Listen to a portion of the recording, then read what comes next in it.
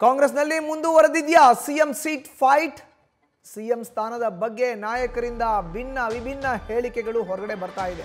ಹೀಗಾಗಿಯೇ ಸಿಎಂ ಸ್ಥಾನ ಬದಲಾವಣೆ ಆಗುತ್ತಾ, ಸಿಎಂ ಸೀಟ್ಗೆ ಇನ್ನೂ ಫೈಟ್ ಆಗ್ತಾ ಇದೆಯಾ ಅನ್ನೋ ಪ್ರಶ್ನೆ ಇದೀಗ ಎದ್ದಿದೆ. ಡಿಸಿಎಂ ಡಿಕೆ ಶಿವಕುಮಾರ್ ಕೌಂಟರ್ ಕೊಟ್ರ ಸಿಎಂ. ಇವತ್ತು ಅವರ ಹೇಳಿಕೆಯಲ್ಲಿ ಹಾಗನ್ನಿಸ್ತಾ ಇದೆ. ಆ ಪ್ರಶ್ನೆ ಕೂಡ ಎದ್ದಿದೆ. ಗೃಹ ಸಚಿವ ಡಾಕ್ಟರ್ ಜಿ ಪರಮೇಶ್ವರಿಂದಲೂ ಅದೇ ರೀತಿಯ ಹೇಳಿಕೆ ಬಂದಿದೆ. ಶಾಸಕರ ಅಭಿಪ್ರಾಯ, ಹೈಕಮಾಂಡ್ ಎರಡೂ ಮುಖ್ಯ. ಶಾಸಕರ ಅಭಿಪ್ರಾಯ ಇಲ್ಲದೆ ಸಿಎಂ ಆಗೋಕೆ ಆಗಲ್ಲ. ಬಹುಮತ, ಹೈಕಮಾಂಡ್ ಆಶೀರ್ವಾದ ಇರಬೇಕು.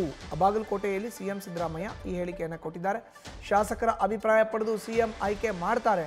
ಸಿದ್ದರಾಮಯ್ಯರನ್ನ 2 ಬಾರಿ ಮಾಡಿದ್ದು ಅದೇ ರೀತಿ ಅಂತ ಬೆಂಗಳೂರಿನಲ್ಲಿ ಗೃಹ ಸಚಿವ ಡಾಕ್ಟರ್ ಜಿ ಪರಮೇಶ್ವರ್ ಹೇಳಿದ್ದಾರೆ.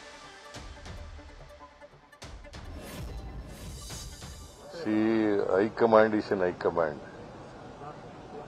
ಹೈಕಮಾಂಡ್ ನಮ್ಮ ಶಾಸಕರ ಅಭಿಪ್ರಾಯ ಮತ್ತೆ ಹೈಕಮಾಂಡ್ ಎರಡೂ ಬಹಳ ಮುಖ್ಯ. ಈಗ ಶಾಸಕರ ಅಭಿಪ್ರಾಯ ಇಲ್ಲದೇನೆ ಯಾರು ಮುಖ್ಯಮಂತ್ರಿ ಆಗಕ್ಕಾಗಲ್ಲ. ಬಹುಮತ ಇದ್ರೆ ಮಾತ್ರ ಆಗೋದು. ಮತ್ತೆ ಹೈಕಮಾಂಡ್ನ ಆಶೀರ್ವಾದನೂ ಇರಬೇಕಾಗುತ್ತೆ. ಒಂದು ಕನ್ವೆನ್ಷನ್ ಇದೆ. ಸರ್ಕಾರ ಎಲೆಕ್ಟ್ ಆದಮೇಲೆ, ಒಂದು ಪಕ್ಷ ಎಲೆಕ್ಟ್ ಆದಮೇಲೆ ಸರ್ಕಾರವನ್ನು ಮಾಡುವಾಗ CLP ನಾಯಕರನ್ನು ಅಂದರೆ ಮುಖ್ಯಮಂತ್ರಿಗಳನ್ನು ಆಯ್ಕೆ ಮಾಡುವಾಗ ಶಾಸಕರ ಅಭಿಪ್ರಾಯ ತಗೊಂಡು ಮಾಡಿ ಹೈಕಮಾಂಡ್ನವರು ಪ್ರಧಾನ ಕಾರ್ಯದರ್ಶಿಗಳನ್ನು ಅಥವಾ ಅಬ್ಸರ್ವರ್ಸ್ ಅಂತ ಕಳಿಸ್ತಾರೆ. ಅವರು ಶಾಸಕರ ಅಭಿಪ್ರಾಯವನ್ನು ತಗೊಂಡು ಹೈಕಮಾಂಡಿಗೆ ಮುಟ್ಟಿಸ್ತಾರೆ. ಇಂಥವ್ರ ಪರವಾಗಿ ಇಷ್ಟು ಜನ ಹೇಳಿದ್ದಾರೆ, ಇಂಥವ್ರ ಪರವಾಗಿ ಇಷ್ಟು ಜನ ಹೇಳಿದ್ದಾರೆ ಅಂತೇಳಿ ಯಾರಿಗೆ ಮೆಜಾರಿಟಿ ಬಂದಿರುತ್ತೆ ಅವರ ಹೆಸರನ್ನು ಪ್ರಕಟಣೆ ಮಾಡಿ ಮುಖ್ಯಮಂತ್ರಿಗಳನ್ನು ಮಾಡ್ತಾರೆ. ಮಾನ್ಯ ಸಿದ್ದರಾಮಯ್ಯನವ್ರನ್ನ ಮಾಡಿದ್ದು ಮೊದಲನೇ ಬಾರಿ ಅದೇ ರೀತಿ, 2ನೇ ಬಾರಿ ಮಾಡಿದ್ದು ಅದೇ ರೀತಿ, ಹಿಂದೆ SM ಕೃಷ್ಣ ಅವರನ್ನು ಮಾಡುವಾಗಲ ಎಲ್ಲ ಅದೇ ರೀತಿ. ನಮ್ಮ ಪದ್ಧತಿ, ನಮ್ಮ ಪಕ್ಷದಲ್ಲಿ ಒಂದು ಪದ್ಧತಿ ಇದೆ. ಈಗಲೂ ಕೂಡ ಶಾಸಕರು ಅಭಿಪ್ರಾಯ ತಗೋಬೇಕು ಅನ್ನೋದು ಪದ್ಧತಿ. ಇಲ್ಲ, ನಾವು ಅಭಿಪ್ರಾಯ ಬೇಕಾಗಿಲ್ಲ ಅಂತ ಹೇಳಿ ಹೈಕಮಾಂಡ್ನವ್ರು ತೀರ್ಮಾನ ಮಾಡಿದರೆ ಅದು ಅವ್ರಿಗೆ ಬಿಟ್ಟಿದೆ, ಅದು ಅವ್ರ ತೀರ್ಮಾನ. ಅದಕ್ಕೆ ಹೈಕಮಾಂಡ್ ಅಂತ ಹೇಳೋದು ಅವ್ರಿಗೆ. ಹೈಕಮಾಂಡ್ನವ್ರ ತೀರ್ಮಾನಕ್ಕೆ.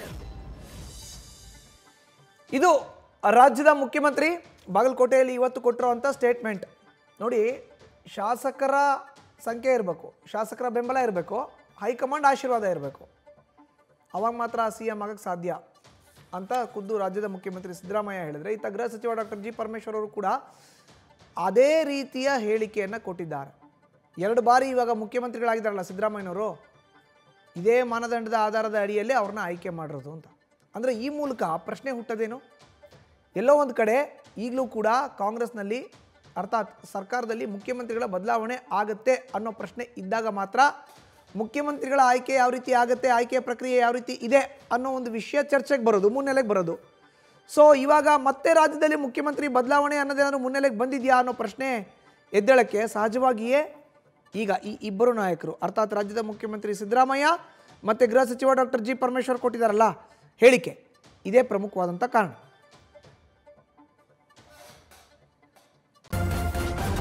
ನ್ಯೂಸ್ ಫಸ್ಟ್ ನಿರ್ಭೀತಿಯಿಂದ ನಿಮ್ಮ ಪರವಾಗಿ.